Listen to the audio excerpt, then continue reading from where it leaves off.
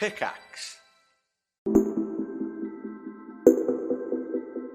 Hello, I'm Dan Maher, former somebody, current nobody, and your host for this, the Convergence podcast. Now, some of you might remember last year's Convergence Showcase, which brought together content creators and indie developers to tell the world about dozens of very cool new games. Well, this year Convergence is back, and now it has a companion podcast. Each episode invites two notable members of the indie gaming community to talk about a specific theme in the hope of entertaining the casual listener and possibly enlightening other aspiring indie developers. For the first episode, we have a real treat for you as Alex Hutchinson of Raccoon Logic and Chris Gardiner of Failbetter Games meet for the very first time to talk about their respective approaches to narrative. Alex has been part of the industry for over 20 years and has some top-tier credits to his name, including lead designer at Maxis on games like The Sims 2 and Spore, and creative director at Ubisoft, where he oversaw Assassin's Creed 3 and Far Cry 4. Wishing to move away from the pressures of big studio development, Alex started Typhoon Studios in 2017, who revealed its very first game, Journey to the Savage Planet. Despite a positive critical and commercial reaction upon its 2020 release, Journey was to be Typhoon's only game, as their overlords, a little startup called Google, decided to abandon its ill-fated, and some would say ill-managed, Stadia brand. Bruised but undeterred by the experience, Alex and other key members of Typhoon founded Raccoon Logic and successfully regained the rights to the Savage Planet IP. In May 2025, the comedic sci-fi co-op adventure Revenge of the Savage Planet released to critical acclaim, with players falling for its slapstick charm and satirical, scatological humour, not to mention its thinly veiled swipes at Raccoon's former employers. Chris has provided many of the beautifully written words for the various games in Failbetter's celebrated Fallen London franchise, including the aforementioned Fallen London, Sunless Sea, Sunless Skies, and Mask of the Rose. He's currently penning more no doubt wonderfully evocative prose for Failbetter's upcoming eldritch farming game Mandrake, a complete departure from Fallen London's Victorian Gothic world that, to the seeming chagrin of the hardcore fanbase, features absolutely no cannibalism. Shame that. The following conversation between Alex and Chris is everything I hoped this podcast would be. Two masters of their craft sharing stories and opinions while finding common ground and possibly even learning something themselves in the process. Over the course of an hour, we covered environmental versus prosaic storytelling, the increasing prevalence of lore, and the challenges of making genuinely funny games. To kick things off, though, I asked them both which game most recently wowed them with its storytelling. I'm playing Blueprints at the moment, and that's a fascinating sort of evolving narrative of you in that classic video game sense of you discovering it as you play and picking things up and turning things over. And I really like the fact that because I'm repeating it a lot, it actually sticks. I think one of the big problems in game narratives is that they sort of scoot past you and only 10% of your attention is on the story. 90% is on your hands and what you're doing. So the fact that I'm sort of not doing very much in Blueprints and wandering around sort of gluing it all together means I'm thinking about it a lot. I think the last thing, I was going to say Citizen Sleeper 2, which I absolutely loved and was fantastic. But I think actually more recently I played Expedition 33, which is kind of a very linear narrative, but I can't think of many games that commit so hard to their narrative, like huge, ridiculous concepts that they just 100% commit to and dedicate themselves to and investigate is really, really satisfying. Yeah. And you get to beat someone with a baguette. So yeah, constantly. It is hard to think of a more French game. Every time I think they've achieved peak French, they get more French. Yeah. I was going to say there's no wrong answers, but they were both the most correct answers. Blueprints for me, I think, is just one of the best examples of like narrative that can only be told in this medium. Like it's utterly remarkable, but less about that, more about you. So Alex, wanted to start with you. Obviously your storied career is kind of very well known. Currently at Raccoon Logic, previously at Typhoon Studios. But there was a 5-year gap between that. We know what happened with Stadia. We know that story. But how was that time spent? As well as kind of acquiring the rights back to the Savage Planet franchise. It's a strange time to be alive in the video game industry, as you sort of know, especially as sort of a double A developer. I hate that because it always implies quality, and I don't think that's really a nice way to think of it. But so I'm trying to make small games, but not tiny games, has been really difficult. So we've spent sort of both the Typhoon years and the Raccoon Logic years sort of chasing money, basically. Like we were with Microsoft briefly at Typhoon, and then we were at 505, and then we self-funded a little bit, and we self-funded this one. We were at Google in between, then we were at Tencent. So we've sort of been chasing what remains of that sort of mid-price budget a lot, which is, sort of more stressful than fun a lot of the time. But trying to keep doing that into the future is sort of what we've been doing. That took up a lot of the time, as well as obviously just making the game, the usual stuff. Chris, conversely, you've kind of been at Failbetter for nearly 15 years now. Starting as a staff writer. Yes, don't know that. That's right. That's right. I checked your LinkedIn profile. Do you want to be precise? 14 years and 7 months. But, but you're a narrative director now, and you built up from a staff writer role. I guess I had two questions, because there's not many times you look at a game studio and go, "There's a staff writer." I'm from a editorial background. I was a staff writer on a website. How does that translate at a game development studio, and what was that journey up to that narrative director role like? I think we're also kind of in that kind of indie AA space, and I think we're at the much smaller end of it. So Failbetter has never been more than about 20 people.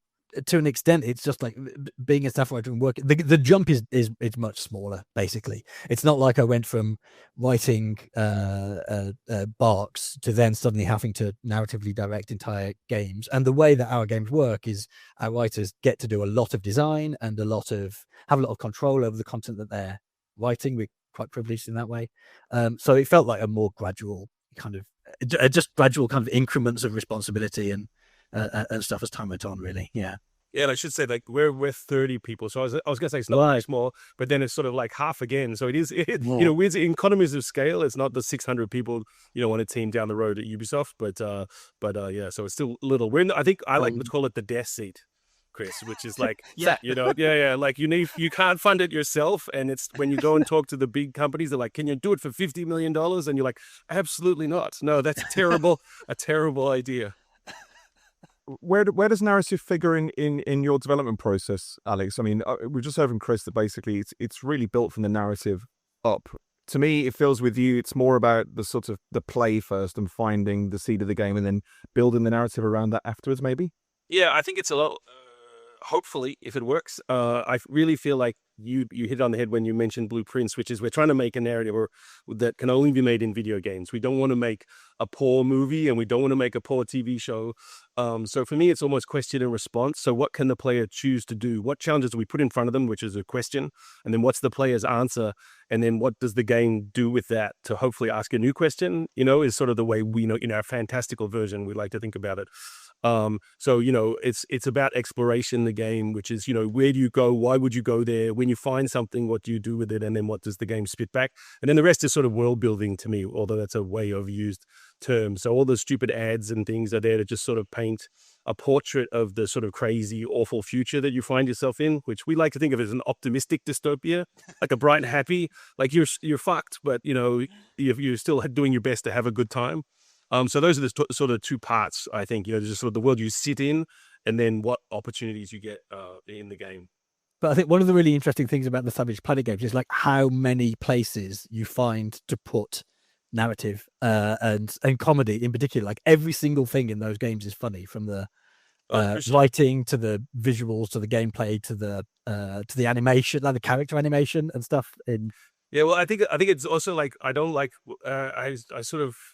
I feel that a lot of people coming up in the business thought that their favorite franchises like Star Wars or whatever had these beautiful Bibles written before they began, you know what I mean? With all the characters and all the backstory. And you're like, that's just absolute rubbish, you know what I mean? So we sort of build organically. So, when we had we had a fake soft drink, or food substance called grob, and then we needed bait in the game, and we're like, it should be grob, like throw the hands at the creatures, and then we had this idea for a meat buddy, which was just a parody ad, and then the idea that the meat buddy should be your co-op companion. You should print your buddy out of loose meat to play in the game. So hopefully, sort of glue it together without ever becoming too self-referential.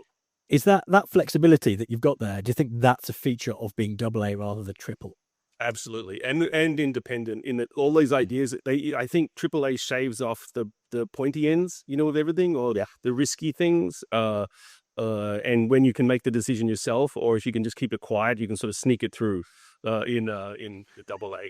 It's not enough money for anyone to panic. Yeah. Alex, you said in an interview with Polygon where they were praising Revenge's physical comedy. And you said, like, for a game to be funny, the comedy needs to be in the gamepad, not the script. Where do you stand on that statement, Chris? I guess that's typically because we don't. Yeah, yeah. Ideally, the comedy in our games is kind of often localized in the script. No, I guess. Yeah. Okay. So. Sunless Skies and Sunless Skies, I guess, become comedies of kind of tragedy and error. Like, stuff starts to go wrong and mount up, and then you get another outbreak of cannibalism on your space train at exactly the wrong time, just when you're being chased by space bees and stuff. And I think then it kind of the disaster becomes comedy, the tragedy of it becomes comedy. Systemic elements, they tend to be the funniest parts in games, don't they? Yeah. Yeah. We always say, like a one-liner is funny once, but kicking your friend off a cliff to his death is funny forever. Which is a bit of a corruption of the old Mel Brooks tragedy and comedy line, but, made interactive. Why do you think so many games struggle to be funny? My personal opinion is they try to do it like other media. Like that's why they and I remember, this is a strange aside, but a guy, Hans Tenkate, who I work with at Maxis, was the president of the Monty Python Fan Club of America through like the 80s and 90s in this very strange thing. So he once met John Cleese, and he asked John Cleese, can games be funny? And John Cleese said no. And he said, why? And John Cleese said, because comedy is timing, and video games, you can't control timing. And I think that's really true, except if the player is telling the joke, and then they do control the timing. So when do you kick your friend, or when do you hit them, or when do you push them off the cliff? So I think as long as it's in the interactivity, then it's absolutely fine. But if you're trying to get a punchline just in, while your character's standing there, then it's not. Do it in a TV show or do it in a movie. But I think there are also forms of comedy that don't rely on timing. Timing is vital for performance-based comedy. Like, if you've got an actor delivering lines, it's absolutely necessary. But you can get comedy in other ways as well. And one of the things I like about Savage Planet's comedy is the contrast between the manner in which your situation is being portrayed to you by the corporate talking heads and the actual reality that they are describing and trying to kind of gloss over and stuff. And that form of contrast, that doesn't rely on timing. That just relies on you seeing these things in contrast. And so in a lot of the Fallen London games and Sunless Skies and everything, we get the contrast of ridiculous, bonkers, mad things happening, but filtered through this kind of Victorian morality or this Victorian approach to life, where the people are just trying to take this in their stride and be British about it, and there's nothing that a good cup of tea and a stiff upper lip can't fix and stuff. And there's just the contrast there that can make the funny. Yeah, I think you're right, Chris. The sort of overlap between our games is the sense that the player is trying to survive in an absurd world.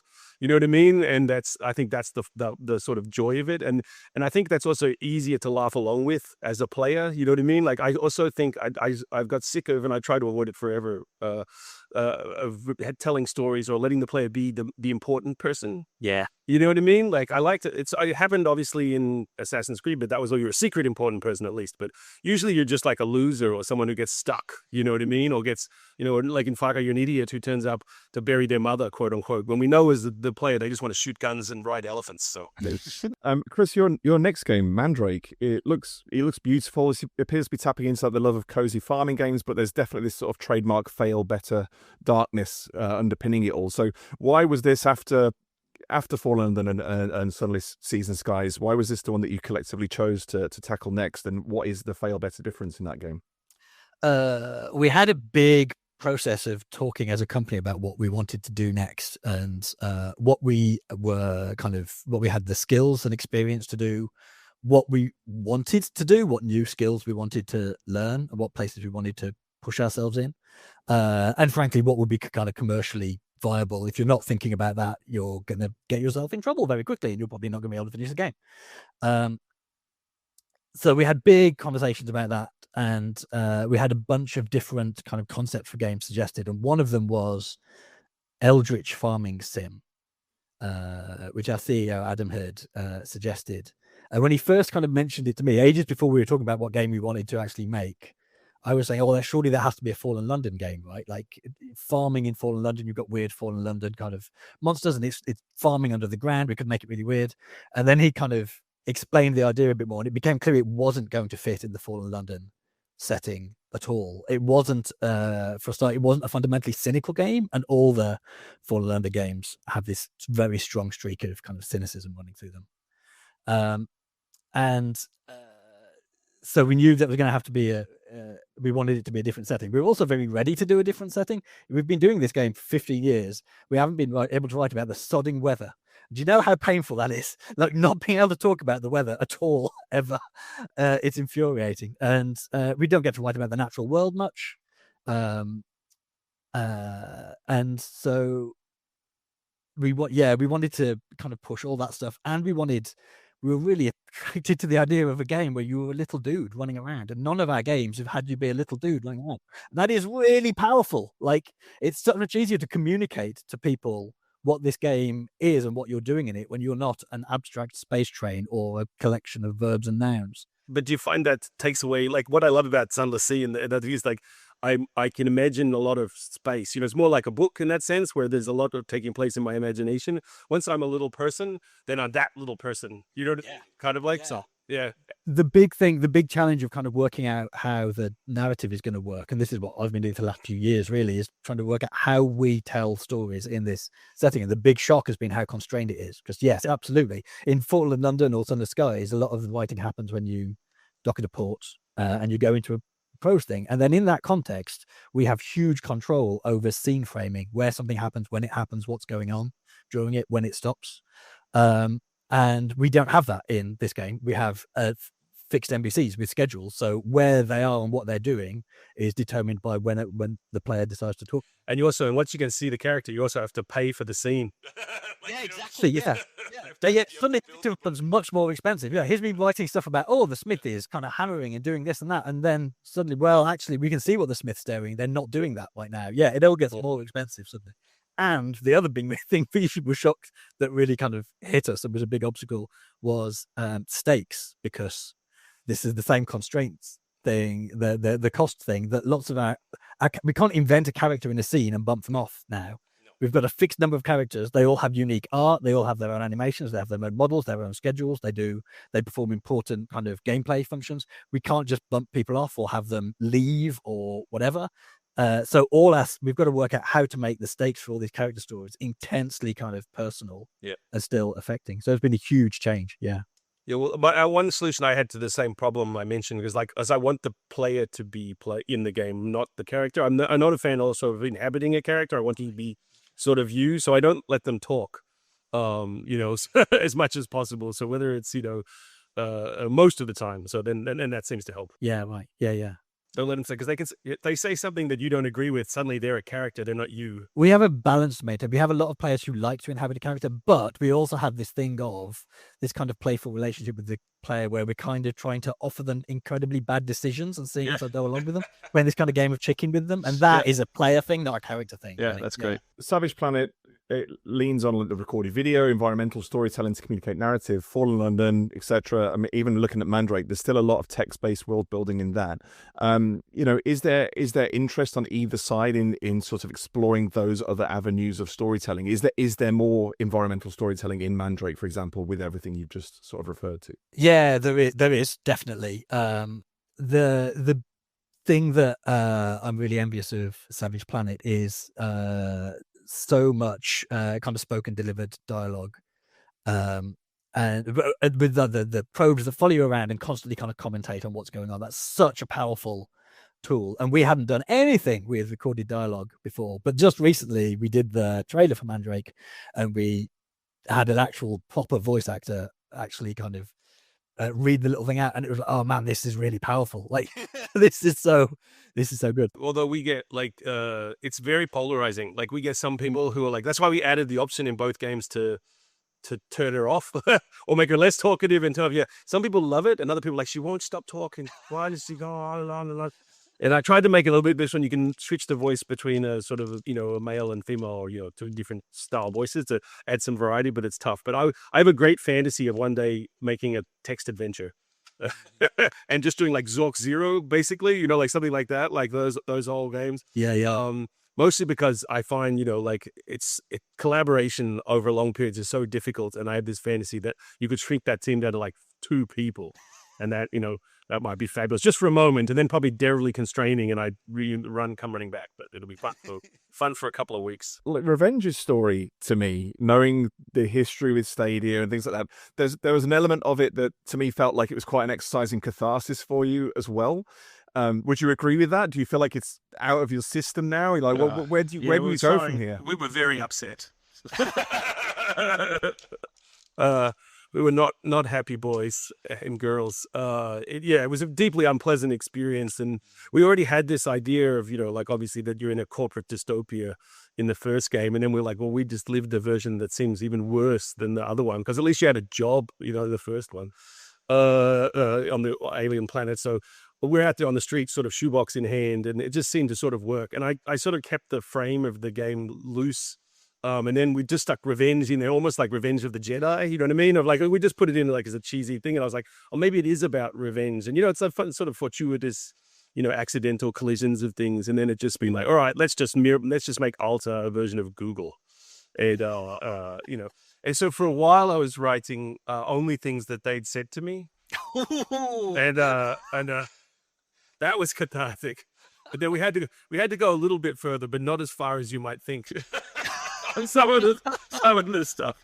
So that was good. I think it's out now. I think it's done. So yeah. So we're definitely in the mood to try something new. But it's a great time to be launching new IPs. I've heard. You know what I mean? Oh yeah, amazing. Yeah. Amazing. People are so much money just sloshing around.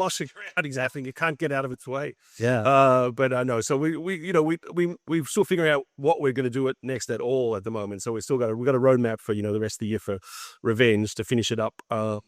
And support and try and grow sales basically to stay in business, and then we'll figure out what's next. Failbetter Games obviously consistently praised for their writing, which you play a huge part of, Chris. What was the origins of the studio's sort of focus on bringing great prose to the medium as like the Failbetter trademark, and like what other writers and studios in the interactive space prior to that really influenced that approach? I think originally it was partly constraints, like the original Failbetter people were a writer and an artist, so those were the skills that they had. And the artist was then a budding artist. That wasn't Paul's background at all, and he basically self-taught himself to become this incredible artist through working for Failbetter. But occasionally we'll come across like a really old piece of art he did in Fallen London, still used on some ancient bit of content, and he's like, "Oh Jesus, is that still in the game? I've got to redraw that. Give me some time in the sprint." Another kind of inspirations came from all over. There was a lot of interactive fiction was a huge source of inspiration, and Anthropy and Emily Short and all the other great creators that have worked in that space. And beyond that, like now I feel a lot of our inspiration comes from good writing that's not in video games as well. And we talk a lot about books that we've read and the things that appeal to us in those books. And even in Mandrake, a lot of those lessons can't just be carried over. It's not a prose work like some of our other games are. And that's still like, if you want to see close examination of interpersonal relationships, books are a very good place to go. The other good places to go are like soaps or long-running kind of no science fiction, no weirdness TV shows. So yeah, we're getting a lot of inspiration from that kind of stuff. EastEnders, yeah. I learned a lot from EastEnders. I learned a huge amount from British sitcoms and Only Fools and Horses and stuff like that, because every episode of a sitcom has to be based entirely upon its characters. and it has to be immaculately paced with kind of what in games we would call lore, but what is revealed and when and how, and it's got to be like the right stuff's got to be held back and revealed at exactly the right moment and stuff. And that immaculate structure has become a big inspiration for us. Yeah. Do you think it's actually, just side note, maybe this is off topic, Dan, but watching things like new TV shows where they can rely on you having access to the old episodes, seems like things are getting very complex very fast. In the old days, it's sort of like you had to be aware that it was a Wednesday and I got sick and I missed the whole episode. So yeah, I can't be lost to next week in Doctor Who or in EastEnders or Neighbours or whatever it is. But now the expectation is go back and watch it, you know what I mean, or catch up. And so the density of required memory and institutional memory and understanding seems to be way heavier. I think you're right. And you can see in older TV shows, there's like early scenes that reestablish the fundamentals of every character. Like repeat the plot. Yeah, kind of. Yeah. And set it up. And also a modern TV show now, when you start a new series of it, they won't recap the previous series of things. And like, if it's been like a year or two since you watched the previous season, be like, what the hell are we, what is happening here? Where do we go? We recently, my family recently watched and rewatched Lost.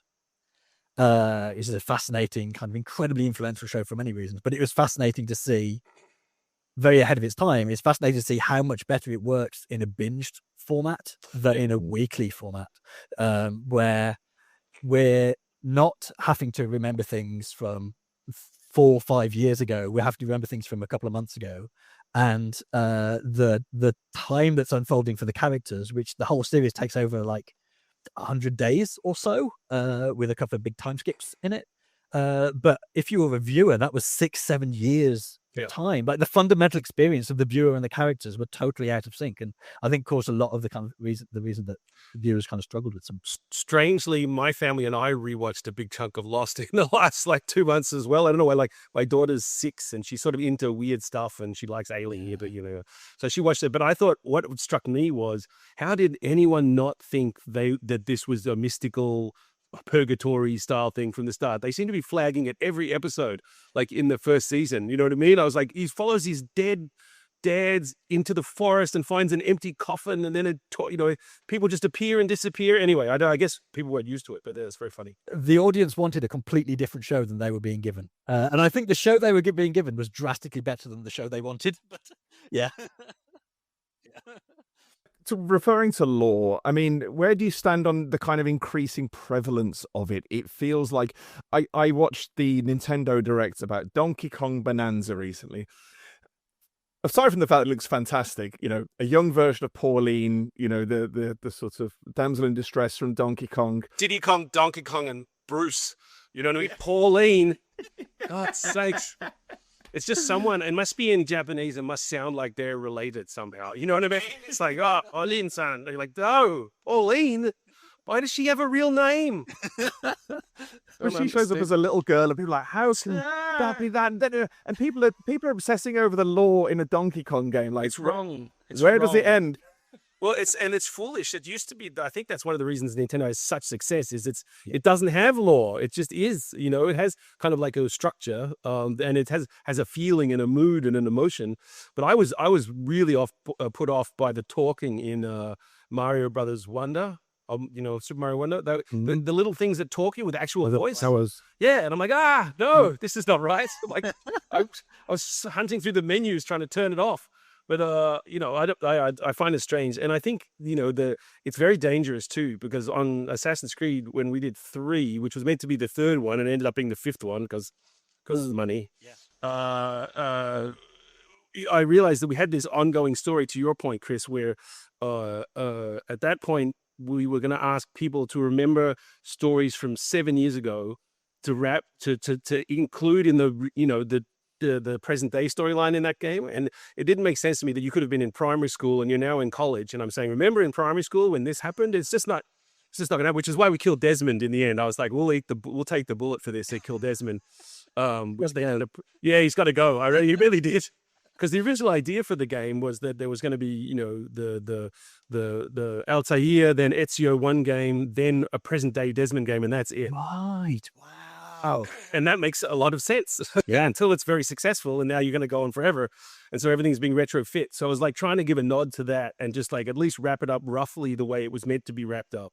and then we can open the door to the future, which I think works, but it meant that we had some people complaining about killing off poor Desmond. But too much lore is becomes a weight, and I think you're seeing it in the Marvel movies now, where it's same thing happened in the comics. It's really exciting to see all the connections.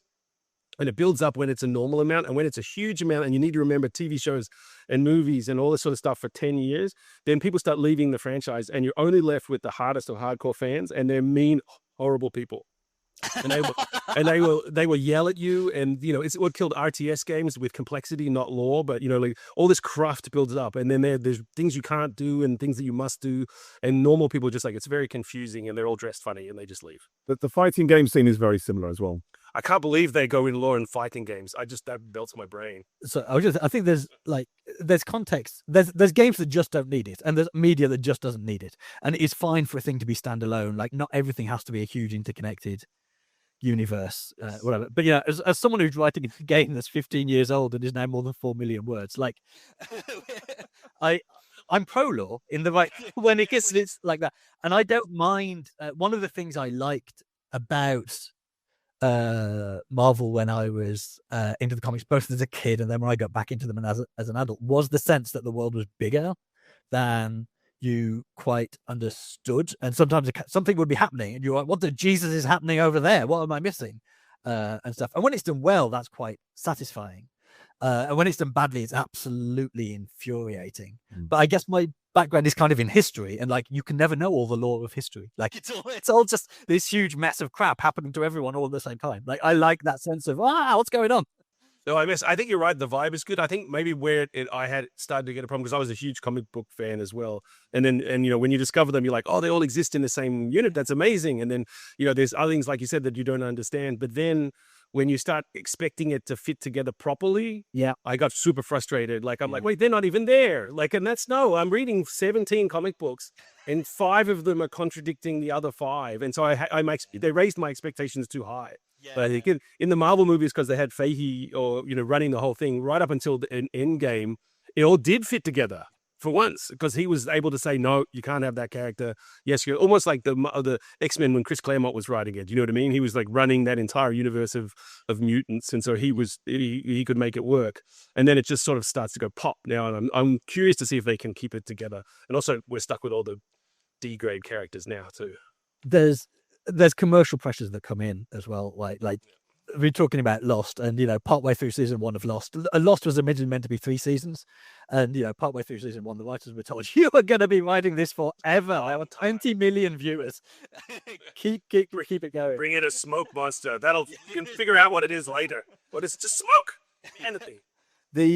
And Marvel, when Marvel's publishing 80 to 100 books a month, like Jesus, you can't keep it all up. And the same with, I think, the way they expanded the MCU, they expanded into television stuff. There's so much more stuff all of a sudden. There is a breaking point. And Fallen London, despite its kind of size, is a small dedicated team that work on it at a fairly consistent rate. You're the Marvel bullpen. You still have the bullpen. Yeah, basically, yeah. And I think you're right. And then when it's small, and I think that was a whole other podcast, but the destructiveness of popularity on cool things is kind of sad. Like the exact moment you get more of what you want and then it sort of kills it is mildly depressing. Yeah, you understand why they have these resets like the New 52 and things, because eventually you write yourself into a corner, or you write yourself into a space where it's so expansive and the possibilities are so many that you just go, come on, can we just start again? Let's just do it. And I think there's always a fantasy. You were mentioning history, Chris, of but you can make sense of it. Yeah, you can. And so Grant Morrison tried to do it with New 52 with other people, and Scott Snyder's doing it with All In, trying to do it with All In at the moment in DC. Someone they're like, no, I can do it. It's sort of like this Sisyphean, goal, and they get it all the way to the top of the mountain, and then the law just rolls back down below the sun. I think the film should start having the editor's notes, see issue 234 of Fantastic Four, etc. Yeah. It's fascinating seeing, though, the effect of the expectations of law on player bases stuff as well now. And there is an expectation for things to be part of some big world or whatever. And it's fascinating seeing it on games that intentionally play with ambiguity, like FromSoft games, which now have a huge dedicated lore community, which I'm obsessed with, and I will happily. I spent in my stupidest purchase of my entire life, I think, £250 on a really fancy book of Elden Ring lore. It's like the most beautiful book I own. I think I saw that go past me on like a Kickstarter or something. It's got shiny gold edges. It's embossed. It's incredible. It's an amazing physical object. But there's like just analyzing the lore of these games is itself I was going to say a cottage industry, but it's like bigger than a cottage industry. It's a whole thing. And I think that's interesting because we know that the way developers in general, but especially like FromSoft, develop their games isn't compatible with there being a single perfect answer for everything. They iterate constantly. They throw things out. They bring in new stuff. They say, oh, this guy doesn't work for them anymore. He works for this. They change the stories drastically. Yep. It reminds me more of reminds me more of the fun periods of fandom. And maybe this is just rose-colored glasses and I was young, but when you couldn't get access to most stuff. Yeah. So if someone had seen a video or someone had, like a video or they taped the Star Wars Christmas special off the TV and they could show you like, doesn't exist. You're like, oh my God, it does. What the hell is this? All those sorts of bits and pieces sort of more fun. Whereas now you can sort of collate it. And worse, I had this nightmare the other day if someone's going to just ask the AIs for the lore. That's going to be awful. And it's just going to laugh out something filled with errors and gibberish. Yeah. But it's going to look complete and sound complete, and it'll be instantly 100,000 words long. So I'm like, oh, that's a great future. That's actually what I was going to ask Chris is like, when you're running a game, when you're writing for a game for that long, how do you stop the lore overtaking storytelling? Because I feel that's what's happened in things like the Marvel Universe. Does it become a burden? I mean, I guess we don't. I was going to say we don't plan ahead. We do plan ahead. That sounds really bad. We don't have like an ending to Fallen London that we're working towards or anything. We're not trying to engineer things towards this big final showdown. So for us, the lore isn't about like adding new stuff and necessarily adding tons of new characters and adding new kind of world menacing threats, each bigger than the last or anything like that. It's going deeper into the things we've already established. And I think we've got multiple historians that work on Fallen London. This is just like part of how history works. The closer you look at it, the more there is. Whatever tiny bit you look at, the closer you get in, the more of it you'll see. And that's the kind of approach that we have. Rather than add more quantity of stuff, we add more depth of stuff or nuances to stuff, or what different angles can we take on this thing we've already established? How might that interact with this other thing we've already established? So we try to make it richer rather than bigger, I think. And when you're writing for games when you've got a word count in excess of 4 million, words, this is in excess of even the chunkiest of fantasy novels. Like it's a multi-part question, really. How is that effort divided? How much of it is written in isolation versus, in that bullpen? And how do you ultimately sort of review it for consistency in terms of the style, the continuity, the quality? And on top of all that, how do you avoid burnout? So we have a small in-house team, and then we have a number of freelancers, excellent freelancers that we also use. And but the way that Fallen London is structured is, it is possible to say, I'm going to write this monthly story for subscribers, or I'm going to write this big player event that's happening this summer, and for a writer to kind of take responsibility for that and do practically the whole thing. And other writers will hear the pitch stage and provide feedback and input on that. Another writer will provide edits, and provide QA and everything. So there is collaboration and stuff in there, but there's a lot of ownership to it. That's interesting. That's kind of the way. Sorry, that Ubisoft is able to make big games in that you give ownership. Right. Yeah, there's a huge company, but each team is its own little island. Gotcha. That has a huge amount of ownership. So I just thought that was interesting. Sorry. Yeah. And go on, Chris. Because we tend to write in chunks of content, we don't try and like fit those into a huge great thing. We don't have an MCU phase 4 or whatever going on. There's this bit of content, and then there's this bit of content, and then there's this. And cumulatively they add up to kind of a big, chunky, satisfying world. But individually, they work as their own stories as well. Regarding burnout, I think that's hard. I don't know. I think for me, I felt that it's just such a huge setting that you can always find different bits of it that interest you. So I think one of the fruitful things we do is move around different bits of the setting, and I've done a whole bunch of stuff about weird eldritch things. Now I want to write something about kind of Victorian manners, or I want to write a spooky romance or something, and trying to change it up within that. And our world is big enough to allow that, fortunately. Alex, in my sort of earlier years, I used to visit quite a lot of big studios. In the good years. In the good years, yeah.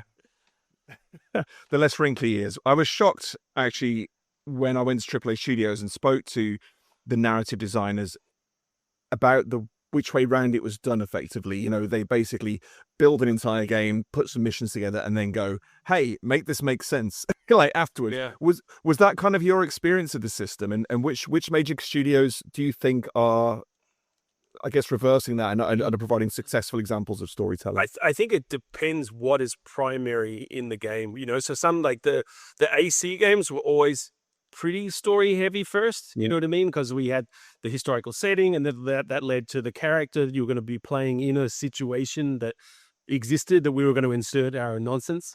And then it would be like, what events should you come across? What makes sense to come across? And we didn't, one of the early rules, I don't know, I haven't been able to play them since I left, but one of the early rules was you don't change history, right? So you can be there and you can do something behind the scenes, but it makes no sense. If I can Google that this didn't happen or in 30 seconds, then it's boring and it sort of betrays the sort of suspension of disbelief. But so it was based a lot on historical events, and we'd weave our sort of narrative through. So it had to be quite story heavy at the start. Whereas a lot of other games, I feel like the narrative, you know, and I know Uncharted and you know, especially would start with the events, and then they would put the story on top, you know what I mean, at the sort of the last minute. But that makes sense because it's kind of like a set piece spectacle game. And so for me with Far Cry, that whole game was, Far Cry 4 was a game, a joke about whether in this kind of game you're here for the narrative or not. Right. So like people would always say, well, why am I here? I'm here to bury my dead mother. And I'm like, no, like I said before, you're absolutely not. This is rubbish. So that's why the game opens with a joke. I was like, the only place I can prove you wrong is in the first cutscene, where I'll honestly tell you, wait here and I will fly you in a helicopter to bury your mother. And then that can be done. Just wait 5 minutes, you know, essentially. Because after that, you'll know the cutscenes, the characters aren't telling you the truth, you know what I mean? So in the first one, and that's what happens. Like if you stay there, Pagan Min comes back in, he goes, oh my God, I can't believe you're here. And he puts you in a helicopter and you go to the mountain, you bury your mother, and they roll the credits, and you didn't have to murder anybody, you know, at all. But in actual fact, everybody wanted to murder people. The first time they see a gun, they pick it up and start shooting people. So it just made me laugh to go, oh, all right, tell me how important you think the story is in this game. And immediately watch everyone kick open the first door and start firing a machine gun at complete strangers, at complete strangers in a country they'd never visited. So that made me laugh anyway. So I think it depends on the project and the team as well, and who you have. I think Chris mentioned this. Sometimes you have really great writers, you know what I mean? And you're like, they should be driving this because they're awesome. You know what I mean? And sometimes you're like, these people, it's not going to come together. You know, it should be driven by the pad, or, you know, my personal preference, which is I want the player telling their own story. So, you know, I think it's horses for courses.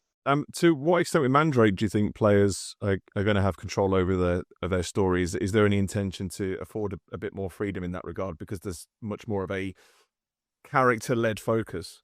Yeah, we've got a balancing act to pull off here, and we're in the process of working out how that's gonna how that's actually going to be implemented. But there is a kind of specific story to it. But the expectation with these games is not that once you finish a story, the credits roll and then you can't play anymore. The expectation is that you keep going as long as you want and as much you want, and that you control you decide who you talk to, and so how fast you advance the story and everything.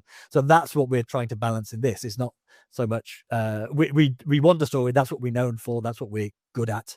We want multiple stories, in fact, but we're going to balance that with letting the player choose which ones they want to pursue them, how they want to pursue them, and then not saying that's going to shut stuff off to you when you're done with it, or when you hit certain thresholds or whatever. Yeah. Well, gents, we are almost at the end of time, so I just need to ask you the 3 questions of doom. The first of which, we'll start with the negative and we'll work our way up to the positive, right? So the first one is industry horror stories. Have either of you, I mean, I'm sure Alex has got a few to share. But turn off my microphone. I see the office lawyer standing up at the back. His spidey sense just like tingling. He's just like... It just comes up over the monitor. All right, but which ones are you legally, or even if it's just things like a slightly dafter, I'd say. So I'll tell the first story. The first time I ever came to America was to demo a game I was making for a very small studio in Australia called Taurus Games, and we foolishly pitched a PlayStation 2 launch title, having not worked on anything but Game Boys, basically. And, we thought we could do it for $1 million. And obviously, this is one of the 2 projects that never, ever saw the light of day that I worked on. And we were with BAM Entertainment. I don't know if you remember them, but they were a terrible movie, and they just exploded. They literally went BAM, and everyone lost their shirts and the whole thing.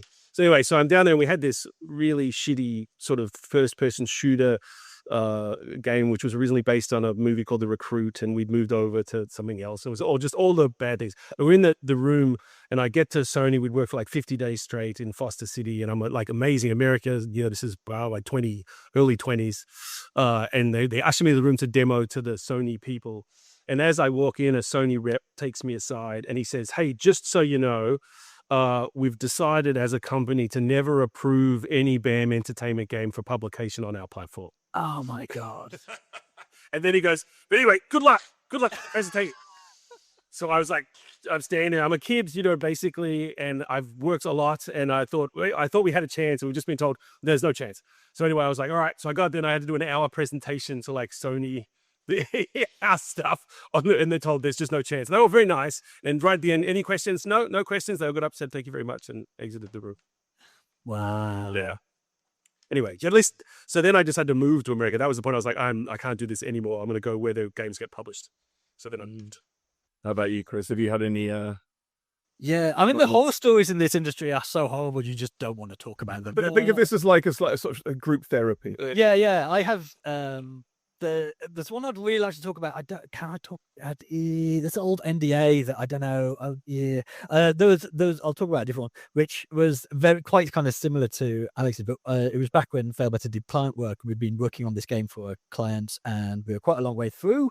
We'd gone through all the approvals and everything. We'd gone through multiple milestones. Everything had passed the milestones. It was all looking good, and we had another milestone coming up, and we went to that milestone. And between that one and the previous one, the person at the client company who had commissioned the game had left, and a new person had come in. So the new person had ended up with this weird fucking Failbetter nonsense thing on the desk, and obviously gone, "What the hell is this?" And just didn't want it and wasn't happy with it, and said, "Yeah, we're thinking of canning it." And we'd made it as this kind of sort of open worldy, very exploratory, very weird thing, which is what we were kind of known for at the time. And they didn't want that at all. And they basically said, "Yeah, we're thinking about canning this. We're going to talk about it with our higher ups later this afternoon."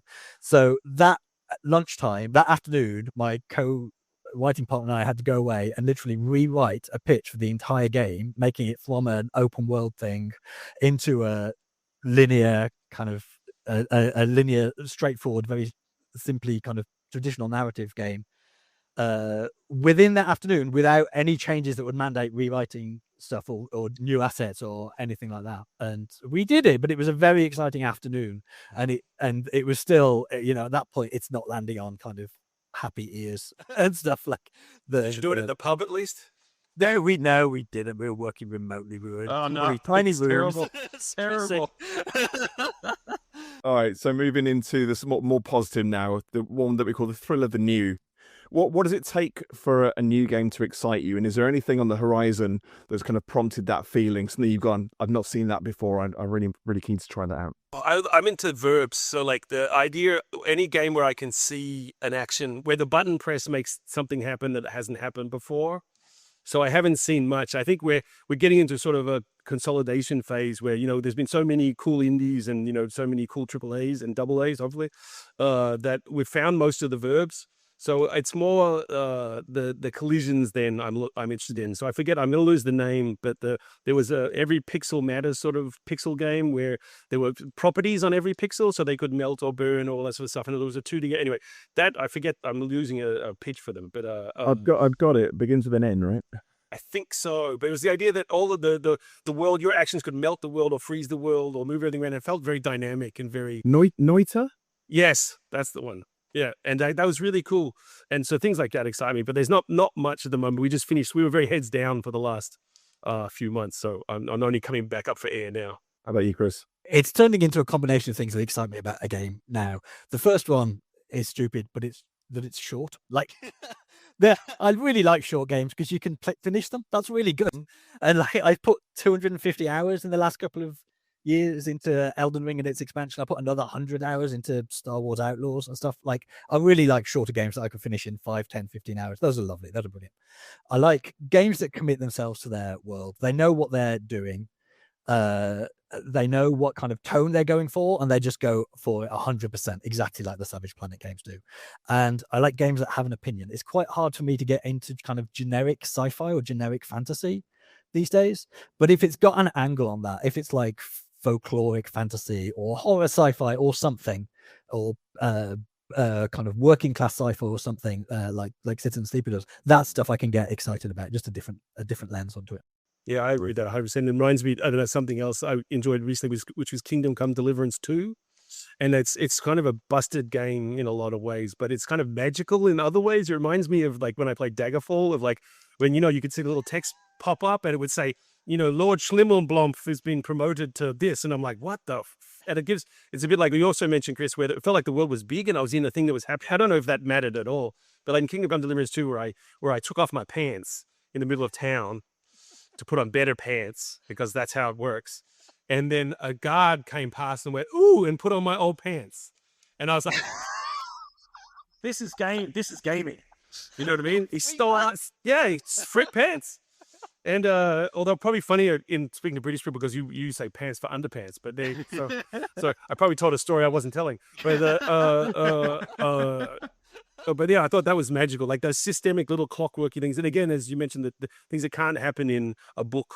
You know what I mean? They're surprising, the minor and the smaller moments and smaller games and tinier things. I agree with you, is where the fun is. Yeah, I was fully expecting that to end with, and I was arrested for public indecency. Yeah, that would have been amazing. And now I'm thrown in jail and I have to stay there.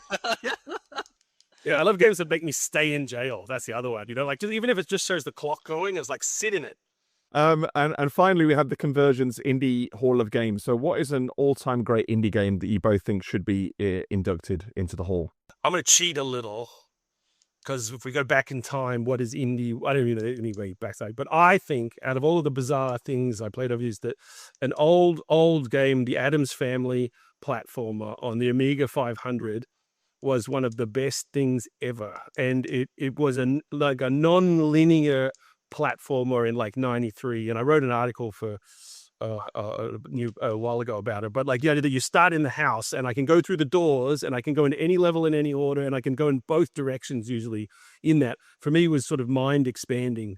And it's essentially Fez before Fez, in my opinion. It's that the same thing. And they did it with a license, a shitty license that you look at and you're like, Addams Family, like everything good about the Addams Family is inapplicable to video games. So I was very impressed. I loved it.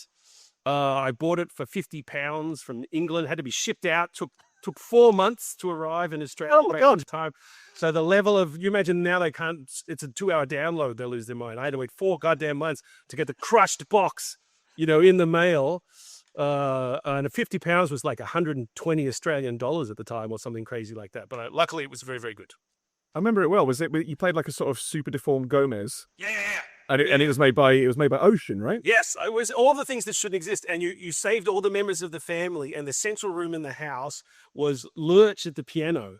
And when you first go in, he's going glunk, glunk, and then as each person you rescue, they start to play the theme. So in the end, we put them together, and each character represents an instrument, and it was just great. It was just really so good. Yeah, it's really good. It's still it's still fun now. It still plays well today. Yeah, Ocean was on a weird streak of taking very bizarre film licenses and making Amiga games out of them. They did Nightbreed, the Clive Barker, and they did 2 of those. They did a really good Polygon RoboCop 3.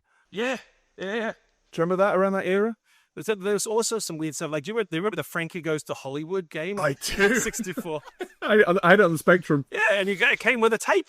Came with a tape of the song. Chip Chin's. Anyway, this is what I love. So that's if in our own little way, trying to do a bit of that. Have some game you stumble across and people go, well, that's really strange. You know what I mean? Like a Whizball or a WizKid or something from Sensible. These are the good things. Cool. And Chris, how about yourself? Yeah, I agonized over this one. I think in the end I'm gonna, and it's hard to pick one, but I'm gonna pick one recent one just because that means like someone might get some money. It might get it all up. Stay in business. There's a game that came out recently called Road Warden, which is it's like an incredibly intricate interactive fiction game. It's mostly text, but it has kind of pixelated maps and illustrations that you play, and it's this great. It's one of the things that feels most like a tabletop role playing game being put onto a screen. And it's set in a fantasy world, but it's a very low kind of. It's very grimy, gritty, low magic fantasy world. You're a road warden sent to this a kind of isolated peninsula where your job is to basically carry messages between the tiny fly speck settlements that hang out there. And there's also the political stuff going on with these big kind of neighbors that are trying to kind of muscle in and exploit it. There's all these weird isolated settlements there you get to interact with. There's too much going on for you to explore in one playthrough. So there's always this sense of what might have been, which I absolutely love in games when you don't know where the edges are, and there's still this sense of possibility to them. It's really well written. It's a really interesting world. It's really, really satisfying. Yeah, really enjoy it. I still haven't finished it, but I'm having a great time playing it. Brilliant, Chris. This is Road Warden. Is this the one by Moral Anxiety Studio? That sounds right. I will try and endeavour to add a link to the episode description so that you can find that. It's currently £2.90 on Steam. So that's ridiculous. If this episode comes out while the sale's still on, grab that. And if I can, I will always also try and find a video of that Addams Family game. Yes, yeah, I think there's a few long plays as well. I think I've seen them bouncing around. A massive thank you to Alex and Chris, both for agreeing to participate and obviously for being such fantastic guests. Revenge of the Savage Planet is available right now on PC, Xbox Series consoles and PlayStations 4 and 5, while Failbetter's latest venture Mandrake can be wishlisted on Steam.